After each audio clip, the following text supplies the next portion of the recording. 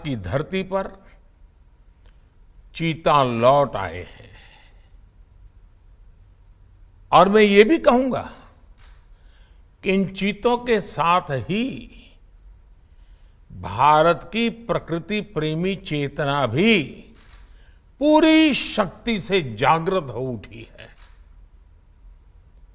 मैं इस ऐतिहासिक अवसर पर सभी देशवासियों को बहुत बहुत बधाई देता हूं। विशेष रूप से मैं हमारे मित्र देश नामीबिया और वहां की सरकार का भी धन्यवाद करता हूं, जिनके सहयोग से दशकों बाद चीते भारत की धरती पर वापस लौटे हैं।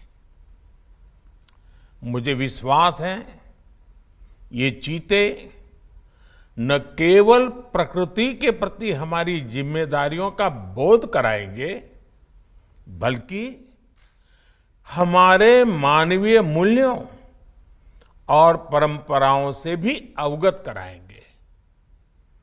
साथियों, जब हम अपनी जड़ों से दूर होते हैं तो बहुत कुछ खो बैठते हैं। इसलिए ही आजादी के इस अमृत काल में हमने अपनी विरासत पर गर्व और गुलामी की मानसिकता से मुक्ति जैसे पंच प्राणों के महत्व को दोहराया है।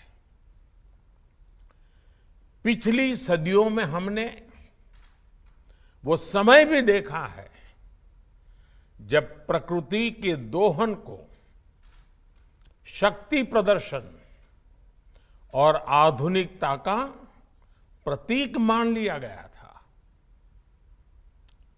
1947 में जब देश में केवल आखिरी 3 चीते बचे थे तो उनका भी साल के जंगलों में निष्ठुरता और गैर जिम्मेदारी से शिकार कर लिया गया।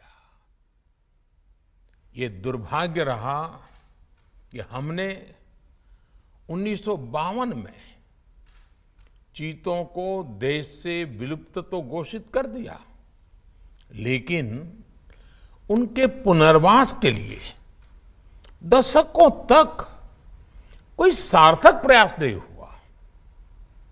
आज आजादी के अमृत काल में अब देश नई ऊर्जा के साथ चीतों के पुनर्वास के लिए जुट गया है।